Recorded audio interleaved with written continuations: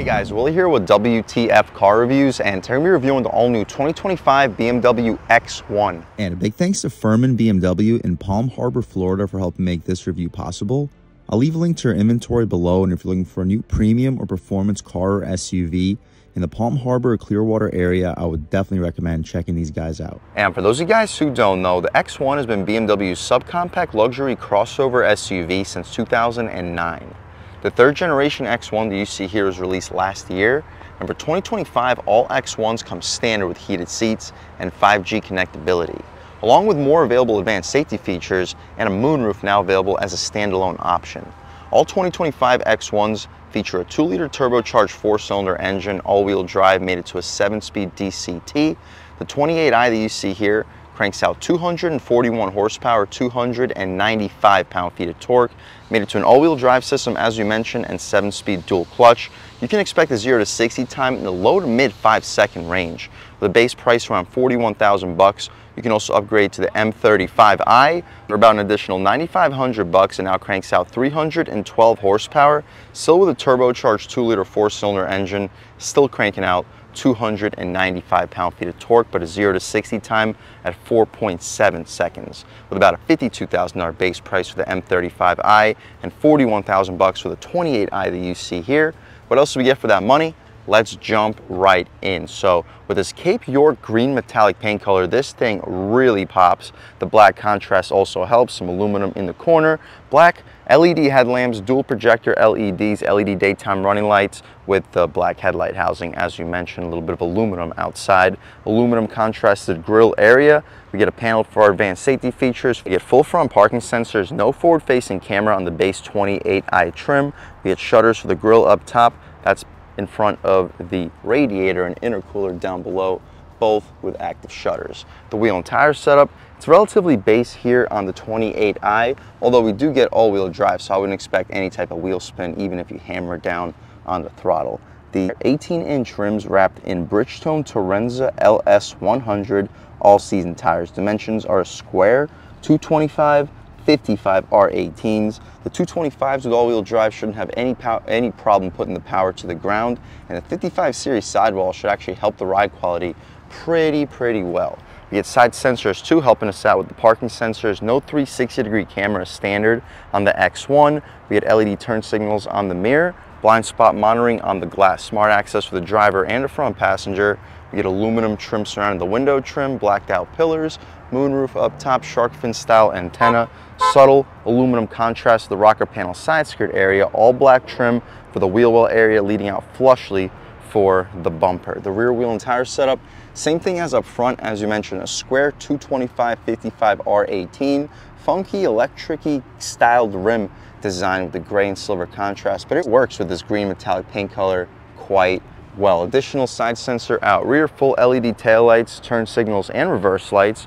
Shout out Furman BMW in Palm Harbor, Florida for helping make this review possible. LED third brake light. The wiper not housed flushly with the spoiler, but still really clean looking rear end styling. Hopefully you can pick up the sparkles here above the aluminum X1 badge. Xdrive28i in the corner. We mentioned the full rear parking sensing. Hopefully you can pick up the exhaust tip in the lower left corner. And speaking of the exhaust tip, let's fire up this 2-liter turbocharged 4-cylinder engine, and here she sounds.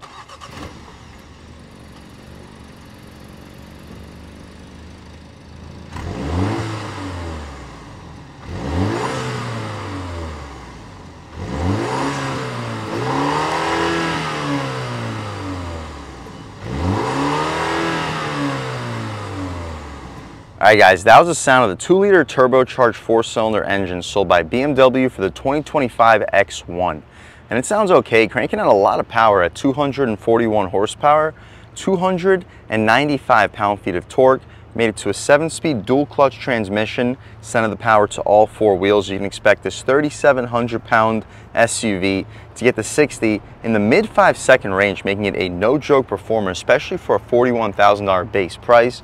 The hydraulic struts are appreciated. We get a strut tower brace. What you see is basically what we get. We can shut this hood right down, take a step back, walk around this beautiful green metallic 2025 BMW X1. And let's see what we get for an entry-level 2025 BMW SUV. So up top, we still get the stitched material, contrast stitching, Harman Kardon sound system, 2-person memory seats, lock and unlock aluminum door handle, soft material in the center, soft armrest, 4-window auto-on touch, power folding mirrors, 4-way adjustable aluminum grab handle, trunk release is power, just hard plastic down below to be expected, no step-in plate.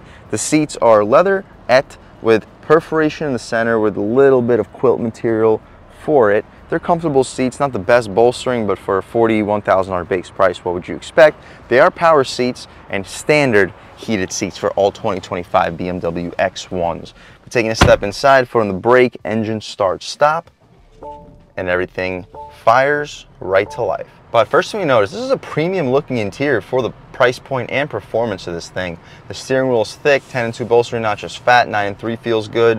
Horn area is rubberized, horn itself loud and aggressive. People should be definitely getting out of your way. We'll do a window check. We do not get dual panes, but it's a pretty thick single pane of glass.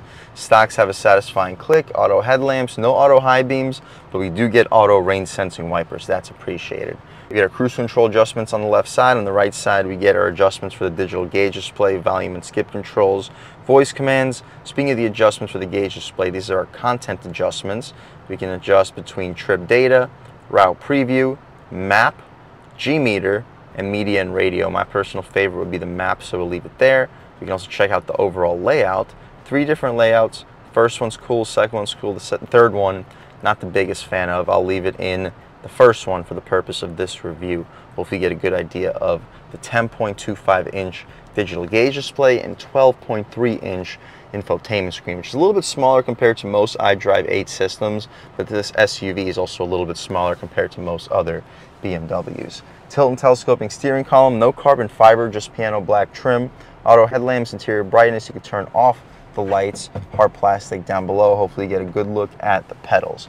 We get stitching for the dashboard, no heads-up display, the infotainment. We get standard navigation, as you guys can see with the map in the digital gauge display, dual zone automatic front climate control, heated seats and steering wheel. We can check out the home screen, radio. The map has an excellent response to it, one of the best in the business. Great resolution too. That's one of the best parts of the iDrive8 system. The worst part of the iDrive8 system is having to go through the touchscreen for your infotainment system. Definitely love everything about the iDrive8 system outside of the climate adjustability. We can recenter the vehicle. Beneath that, we have an air vent.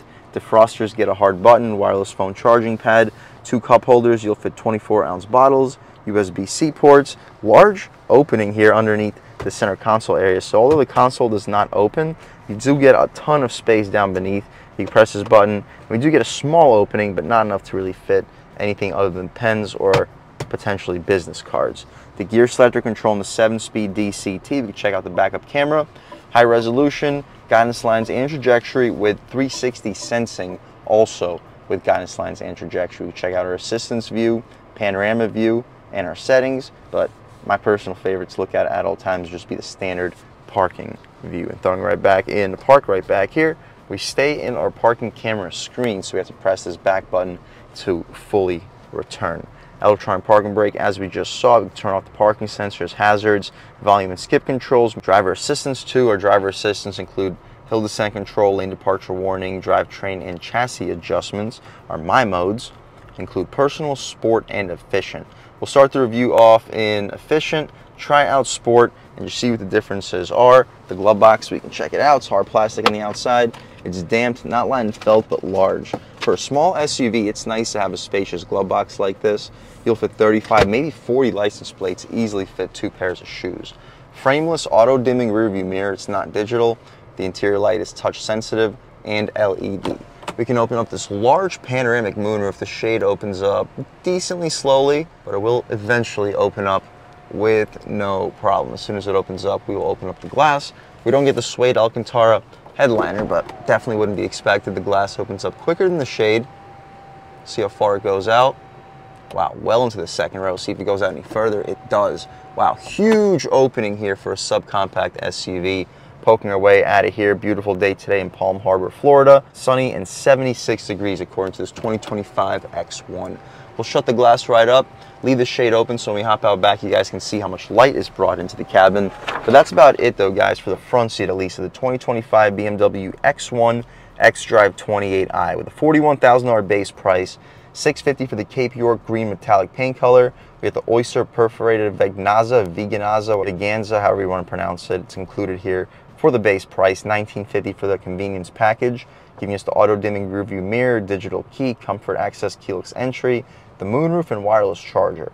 $300 for remote start, $200 for the heated steering wheel, $600 for the Harman Kardon premium audio system, $190 for the floor mats, $45 for the first aid kit, $1175 for the destination. Total is out at $46,000, just about even. 28 combined MPGs for an all-wheel drive, powerful SUV. That is solid.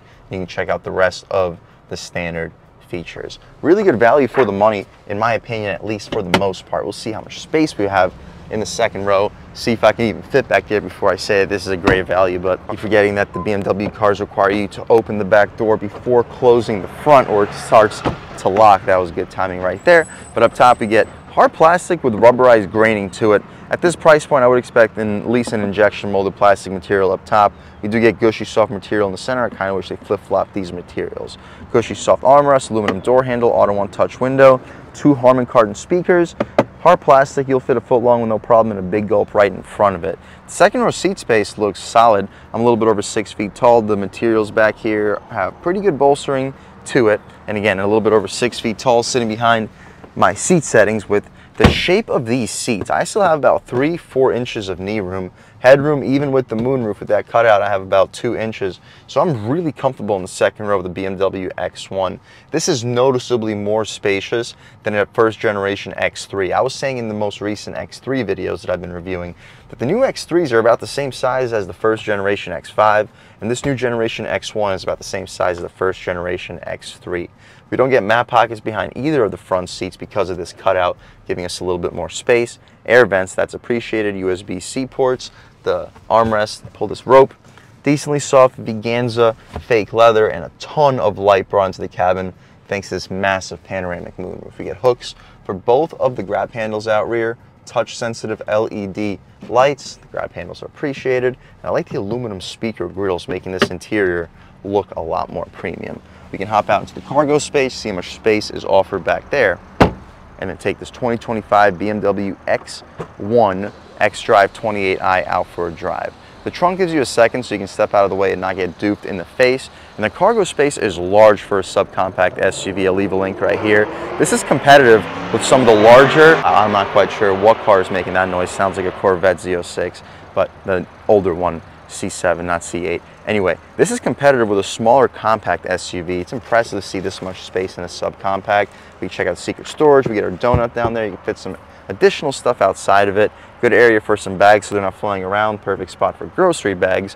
You can fold the second row seats down 40, 40, 20, and I'd expect you to fit a 60, 65, maybe even a 70-inch TV back here, which is impressive for a subcompact. If you're an X1 owner, let me know in the comment section if you fit any larger TVs. We have 2 buttons to drop the trunk. This button drops it, this button drops it and locks the SUV. We don't need a lock, so we'll press the button to the left with the icon of a sedan, which is an interesting touch. As soon as you press the button, the trunk starts to close, so if you have grocery bags in your hands, make sure you take a step back or you will get doofed in the head.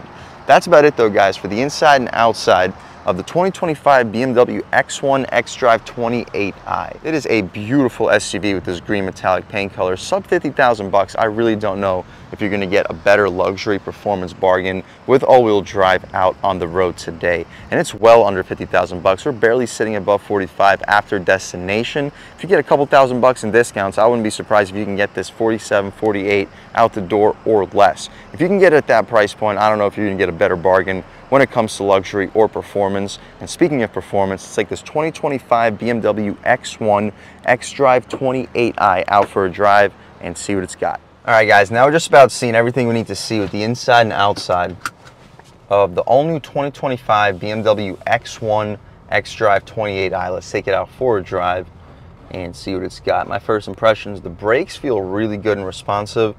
Throttle in comfort mode doesn't have the best initial bite, but as soon as you lean into it, you feel a very solid amount of power. The steering, however, in comfort mode is light.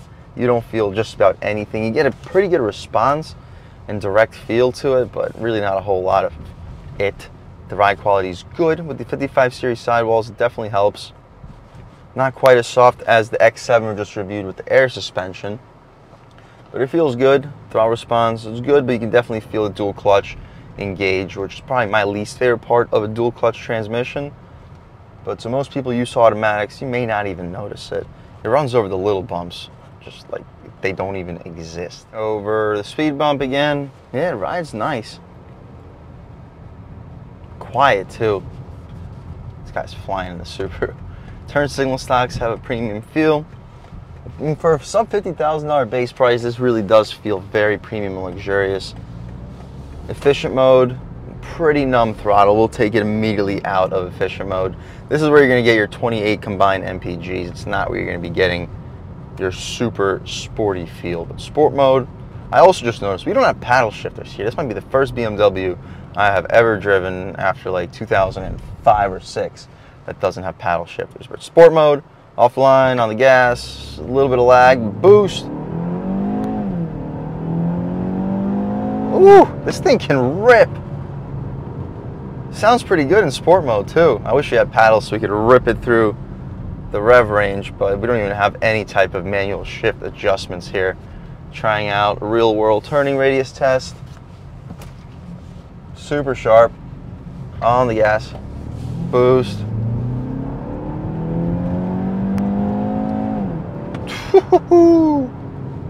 Uphill rocket ship.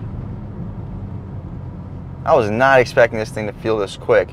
It doesn't have the response, it doesn't have the paddle shift, it doesn't have the sporty BMW feel necessarily, but it's quick, it rides well, it has all-wheel drive, and in sport mode this thing has a lot of fun feel to it. But throwing it into personal mode hasn't been adjusted here yet, but it's hopefully going to be a little bit less numb than efficient mode. On the gas, about a third of the way. Boost, you feel a little bit more. Bumps. It's a good ride. It doesn't feel bumpy. That's why I think I'll consider going for this 28i xDrive over the M35. I have been reading that the M35, although it's like about half a second to a second quicker, the M adaptive suspension does not do it much favors. If anything, it actually makes it feel a little bit more on the rough side. But with this 28i, you're getting just a detuned version of that M35 2-liter turbo 4-cylinder, which cranks out the exact same torque in this application, but you're getting the softer, more comfortable suspension, and you're saving almost $10,000. For that reason, yes, the M35 looks way cooler. I'm sure it handles a lot better. This does not feel like it's on center, and I'm sure the M35 would give you paddle shifters. But for $9,500, do you need paddle shifters? Do you need the extra 60-something horsepower? Or would you rather have the basically same engine, a little bit detuned, a little bit more efficient, and a noticeably more comfortable SUV? I guess that's for you to decide. But considering almost $10,000 of savings, I think it's a pretty easy decision for me. The brakes feel good. The steering outside of sport is light. In sport, it feels a little bit better. So for personal mode, I recommend doing sport steering if possible and sport for the engine while leaving everything else in comfort mode. I don't think this thing has an adaptive suspension, so not sure if that would make too much of a difference, but that's how I would personally drive it, or just leave it all out in sport if we don't lose our overdrive gears. But either way, if you're looking for a $45,000 absurd premium performance bargain, this is pretty okay loaded. We do have that $2,000 comfort and convenience package. You can forego that. This will be a sub $45,000 all-wheel drive premium rocket ship. I mean, sub 5.5 seconds 0 to 60 time. That is quick. 5.4 seconds, that's what Car and Driver tested at. 4.7 for the M35, and again, as we mentioned, the M35 is almost an additional $10,000. If you're looking for the bargain, luxury performance bargain at around the $45,000 price point, I would 100% recommend checking out this all-new 2025 BMW X1. I would keep it as base as possible, do the comfort, convenience package if you need, do some styling cues here and there, but you can add all that aftermarket. Keep it as base as possible, because around 45,000 bucks, this is an unbeatable luxury performance SUV. And a big thanks to Furman BMW for helping make this review possible. I'll leave a link to their inventory below. And if you're looking for a new premium or performance car or SUV in the Palm Harbor, Tampa, St. Petersburg area, I would definitely recommend checking these guys out and ask for David. And a huge thanks to all you guys for watching. I had a great time making this video. If you're new to the channel, please subscribe. If you've already subscribed, thank you so much. You guys know the channel is just not possible without you, and I really appreciate the constant support. But again, if you haven't subscribed yet, please subscribe. Leave a like too, it really helps me out, the YouTube algorithm. That's how these videos get promoted to new people.